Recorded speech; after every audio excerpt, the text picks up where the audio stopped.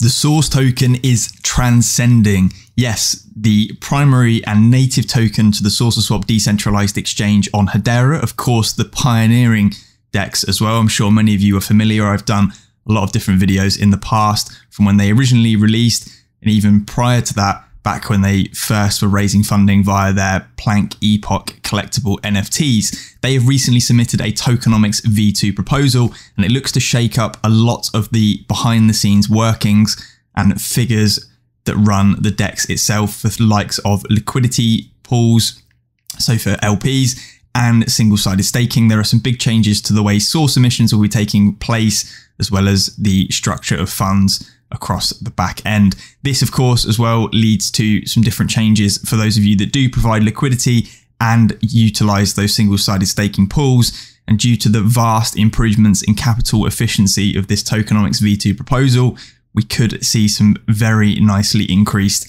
APRs or rates of return for undertaking these activities across the DEX itself. This video will be looking in detail at that V2 proposal and the different nuances contained within, of course, providing you guys with more information as to what is actually happening. Before we jump into the in-depth Medium article that the team have actually published, they've also released a summary thread over on Twitter, which I think is a good place to start for this proposal. So the SaucerSwap V2 proposal was released yesterday. It's a big update, and the thread breaks down in simple terms what the offering is. SaucerSwap V2 offers more control and potential perks for those providing liquidity. The main change being more earning from trading fees and less reliance on source token rewards. Right now, the SaucerSwap V1 protocol creates around 317 source tokens every single minute. With V2, that will be reduced substantially down to nearly 127 source tokens per minute. This, of course, reduces the rate of tokens being brought into circulation, also known as emissions. Wondering if reduced source rates or source minting means less rewards? Not necessarily. Thanks to the V2 efficiency, LPs could potentially earn more reward due to the higher trade volume providing more real yield. And of course, we talk about this a lot in previous videos, real yield versus nominal yield. Real yield is taking into account of likes of inflation, and it's a really important metric, not just to look at that nominal yield. You see those nice big figures, but if there's massive amounts of inflation taking place behind the scenes, your real yield, your actual true rate of return after factoring for those, is much, much smaller. So this is an interesting proposal in of itself. This, of course, is a big change, and they are inviting everyone to participate in the discussions on the Discord server. And of course, everyone's voice can help shape the future of SaucerSwap, particularly if you guys have those 𝗟𝗚𝗡𝗥𝗙𝗦𝗥 NFTs, as they do factor massively into helping govern what is taking place on the protocol itself, or the decentralized exchange itself. Right then, let's jump into the actual proposal itself over on Medium and look at some of these numbers in depth.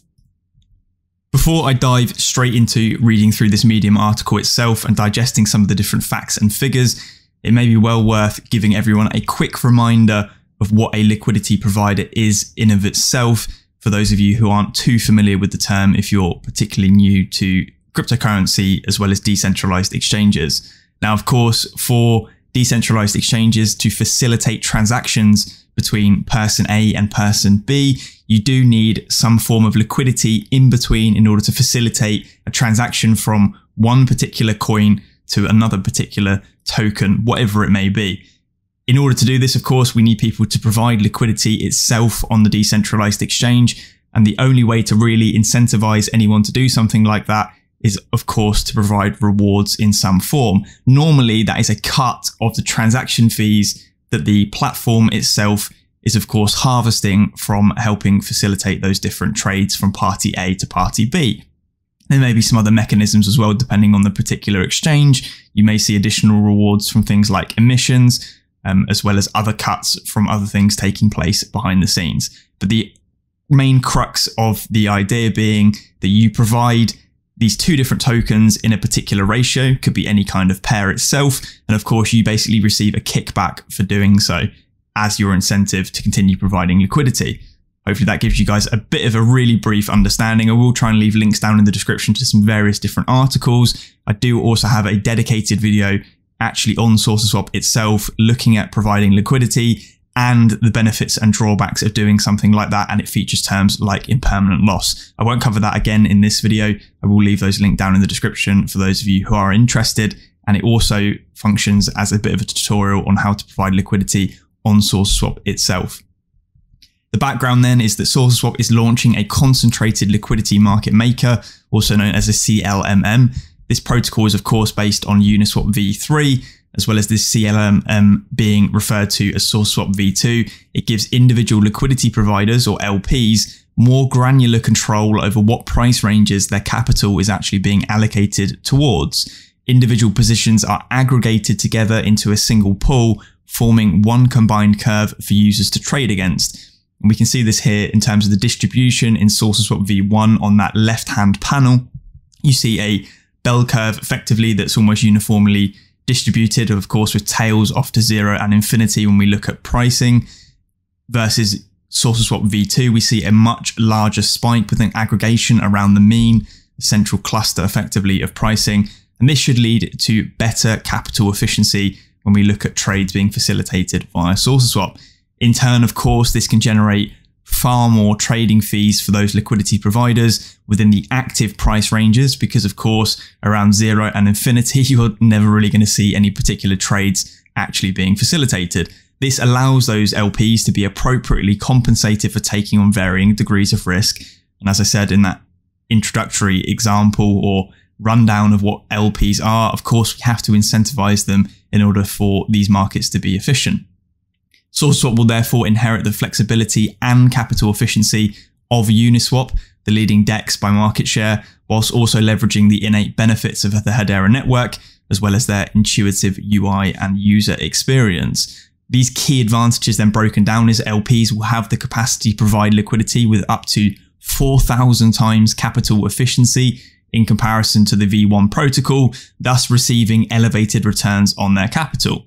That capital efficiency then allows for those trades to be executed with greatly reduced price impact in comparison to both centralized exchanges and stablecoin focused AMMs, or automated market makers. LPs as well have the opportunity to increase their exposure to desired assets, as well as mitigate their downside risk. LPs have the ability to trade one asset for another by depositing liquidity into a price range entirely above or below the current market price, emulating a fee earning limit order that executes along a smooth curve. Now, of course, this is a really big and interesting point, as well as a nuanced feature of a CLMM versus an AMM. And of course, if this does go live, I'll be showing you guys this in action as to how it actually functions. We've got some additional benefits as well to this proposal, being that transactions will still be fairly ordered, no MEV or front running, and confirmed with finality in seconds. That's a benefit of Hedera itself. And due to Hedera's absence of blocks, high throughput, and low predictable fees, V2 is not subject to the cost prohibitive nature of protocols that most other layer 1s experience. Therefore, it will prove greater accessibility on market competitiveness during periods of high DEX usage across the industry, e.g. if we have mass amounts of volatility during a bull market where everyone is crowding over themselves to buy different tokens, we shouldn't be suffering from massive amounts of exorbitant gas fees, etc., due to the nature of it being built on Hedera itself. Since the CLMM is expected to generate high real yields, the source token emissions will no longer serve as the primary liquidity incentive. So before on the V1 structure, majority of the rewards, or a high proportion of the rewards, were actually coming from emissions themselves in order to incentivize those to provide liquidity. And that was part of the dual reward structure, effectively, of providing liquidity on SaucerSwap. You weren't just receiving a cut of those trade fees, you were also getting some emissions on top. And of course, hoping that the SaucerSwap token would continue to rise in price over time and perform well in order for you to earn some additional real yield. We can explore a hypothetical scenario to understand the potential for diminished reliance upon liquidity incentives as a result of increased V2 fees. We can assume 11.8 million in TVO, or total value locked. Some liquidity will remain in V1 pools for the time being, and a volume to liquidity ratio of nearly 30%, which is roughly the median for other V3 Uniswap comparables. When setting the protocol fee to 1/6, the 3.5 million daily projected volume translates into roughly $1.8 million in supply side fees, i.e. fees to the liquidity providers themselves, with 370,000 of that in protocol revenue per annum.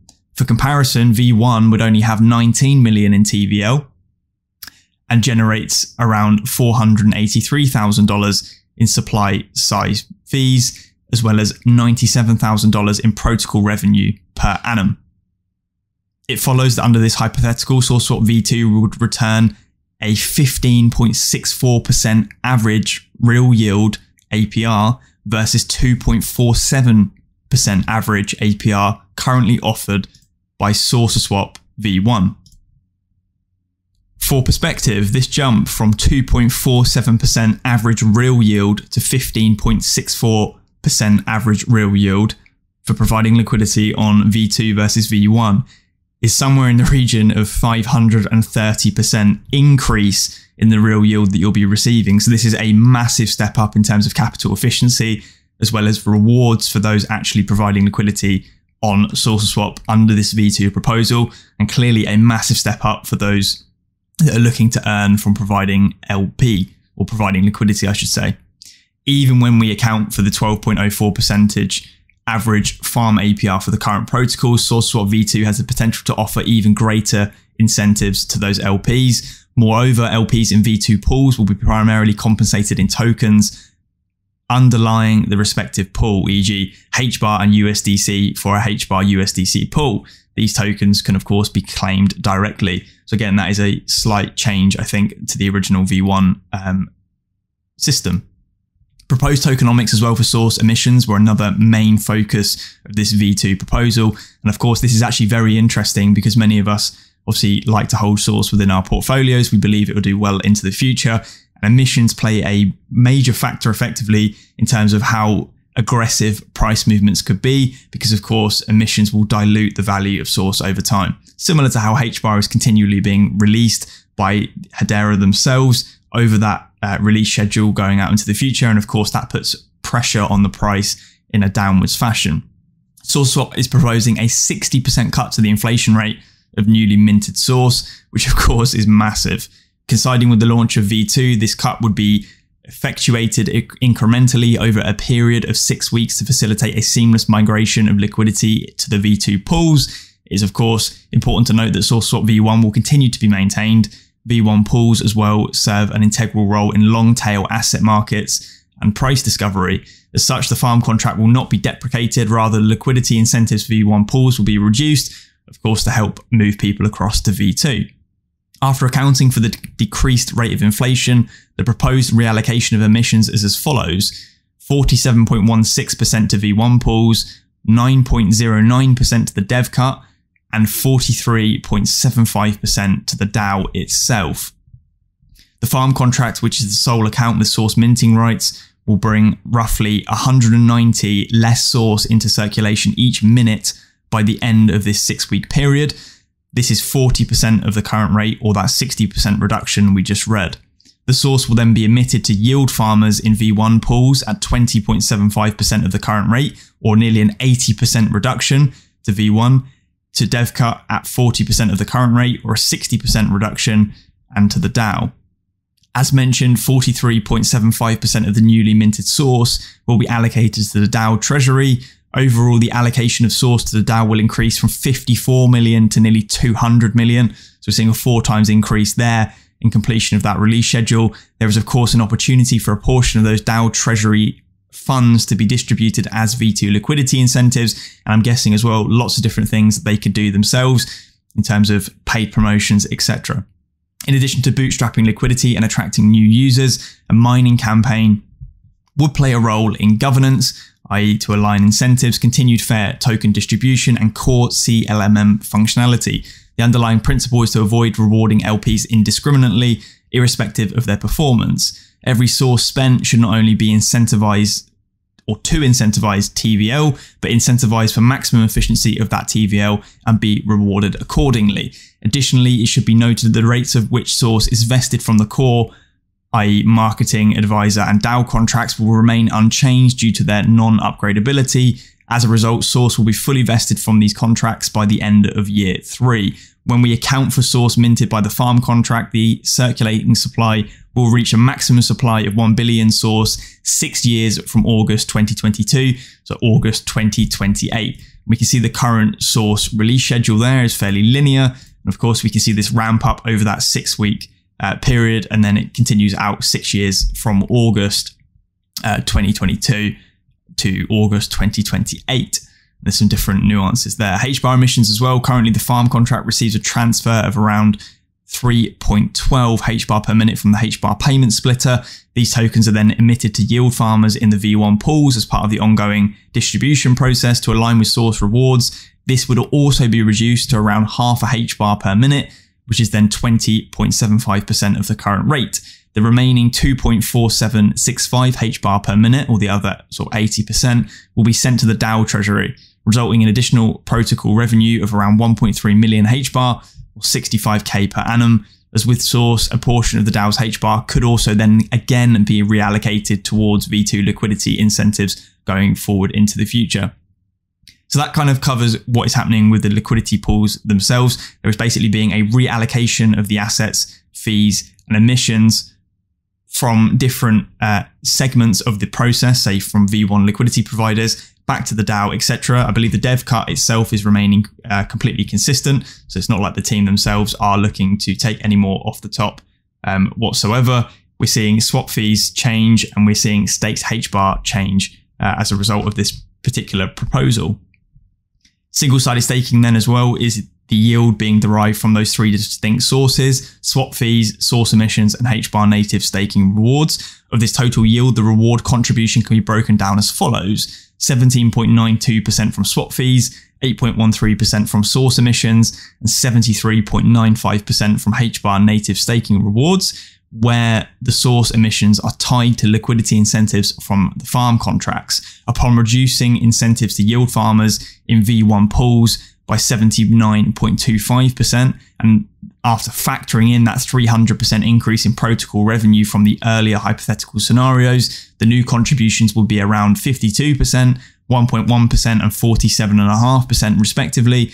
Both buybacks and single-sided staking APR would therefore increase by 50%, assuming constant prices and TVL. I think roughly from the top of my head, currently single-sided staking is around 13% per annum, or APR. Looking at a 50% increase in that, we're pushing much closer towards, say, 20%, which is, again, another massive step up in terms of incentive for buying and holding Source in that X Source contract, or SaucerX contract, which again provides additional incentive over, say, just holding HBAR and staking that, because as we know, it's around 6.5% for native staking yield, and things like HBARX from the Stader contract is normally around 7.5%, so a 1% variance there in APR. Source here would come much further over and above in terms of additional yield, and of course that is to offset additional risk of tokens like this. Again, I think this is a great proposal itself in terms of not only rewarding single-sided stakers for holding Source tokens themselves, but of course liquidity providers, which will serve a massive or play a massive role, let's say, if Hedera continues to gain the exposure that it's been gaining over time. We'll be seeing a lot more liquidity and capital flow across to the Hedera, and of course that will be used and traded within the Hedera ecosystem. So proposals like this could greatly benefit those providing liquidity, because of course you are taking a risk when you are providing liquidity in these particular pools. You are subject to things like impermanent loss, and having those robust incentives are incredibly important for that to be continue into the future. The conclusion then is, with the opportunity of increased capital efficiency and a shift to real yield incentives, SaucerSwap proposes an upgraded Source Tokenomics model to coincide with the launch of V2. This, of course, helps to take full advantage of the Hedera network, as well as introduce a next generation CLMM, enabling increased trading volume and concomitant fees for LPs. At the heart of the update lies the significant reduction in those Source emissions that we looked at, as well as which will be implemented over a 6-week period. And this alignment of incentives with the upgraded protocol better allocates the remaining supply of those Source tokens, which have yet to enter circulation. the reliance on token emissions as a primary liquidity incentive is being substantially diminished, which therefore enhances those real yield potentials. And again, I think this is really important actually. Those of you who have been around in the ecosystem for a while may be aware of how well the Binance Smart Chain did a few years back. And we had major decentralized exchanges like Cake, for example, where majority of their yields were based off emissions effectively. And eventually that does start to wane and diminish in investors' eyes when majority of the actual yield is coming from emissions, particularly if you've got negative price action and you are just continually using emissions to fund these pools. Given the breadth and significance of the tokenomics proposal, it is important for the SaucerSwap community is satisfied with that new model. And of course, any of you guys that have got Planck Epoch collectibles, the NFTs, can participate in those discussions in the 𝗥𝗙𝗙𝗦𝗧𝗔𝗠𝗦𝗧𝗔𝗠𝗣 channel on the Discord. Picking out the main points from that V2 proposal then, I've come up with a list of different bullet points which really do summarize the main crux of the change from V1 to V2. One of the first things being a 4,000 times increase in capital efficiency for the capital effectively residing within the liquidity pools themselves. Of course, this is going to be of major importance if and when we do see Hedera really start to make headway in terms of market cap and new user attraction, which of course we are continually seeing via the statistics quarter over quarter, month over month on Hedera Hashgraph itself. A multi-tiered fee structure for those liquidity providers as well will be put into place. This would see roughly a 530% increase in real liquidity provider yield, which is a massive increase from roughly 2.5% up into the high teens. Another major change to this as part of the proposal will be the 60% source emission cut that we will see, effectively taking out the maximum circulating supply being pushed out to 2028. From this, we see a DAO increase, a V1 emission reduction, as well as a slight dev cut reduction taking place as part of those emission changes.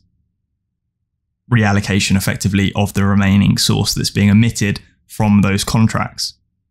Single-sided staking as well sees a shift from emissions to swap fees being the main yield driver itself, 17.92 or roughly 18% towards nearly 52%, effectively coming from swap fees as part of the single-sided staking yield. Of course, this is probably much more sustainable going forward into the future in terms of consistency when it comes to yield from single-sided staking, those being produced from those swap fees. Of course, though, this could mean in the short term that we do see fluctuations in that yield because 50-something% of the return itself is going to be coming from those swap fees, which is then effectively down to market forces and utilization of the DEX itself.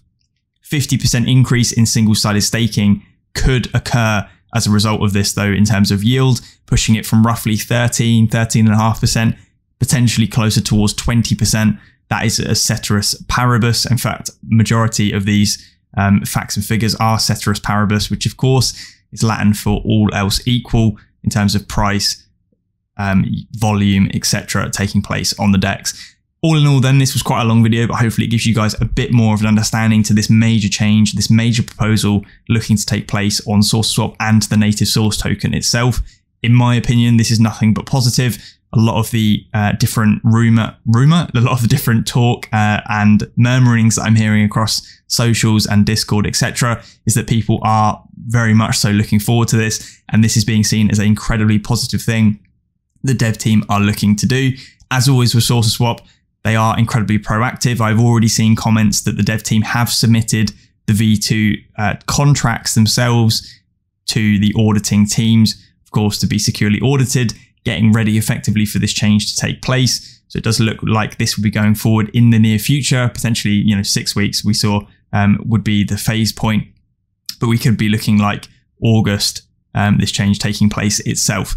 I'm incredibly excited about this. Of course, I still hold a large chunk of source tokens myself, and I'll continue to do so into the future as it has been one of my main plays. I've spoken about this in many videos on the channel in the past. When it comes to what will probably run first, we will see majority of the tokens within the Hedera ecosystem probably outperform HBAR itself in the short to medium term, particularly if we do see massive amounts of capital flow in. And of course, we've been seeing some very good news recently with the likes of XRP winning that lawsuit against the SEC, and we saw some major pumps in token prices for XRP and XLM. So hopefully HBAR will have its time in the spotlight very, very soon. Hopefully you guys did enjoy this video. As always, feel free to drop a comment. I do try and reply to them, as many of them as I possibly can.